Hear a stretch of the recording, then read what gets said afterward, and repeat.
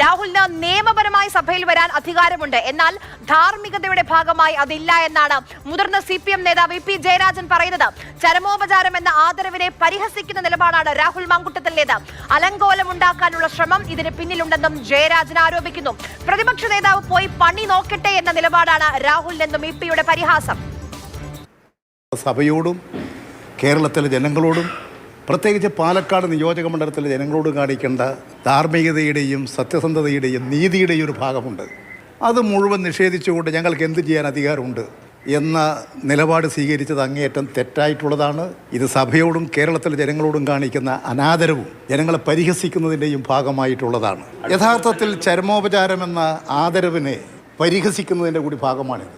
ആ 3 അംഗങ്ങളോടുള്ള സ്നേഹാദരവ് പ്രകടിപ്പിക്കാൻ ചേരുന്ന സഭയിൽ യഥാർത്ഥത്തിൽ അലങ്കോലമുണ്ടാക്കാൻ വേണ്ടിയിട്ടുള്ളൊരു ശ്രമം കൂടി ഇതിൻ്റെ പിന്നിലില്ലേ?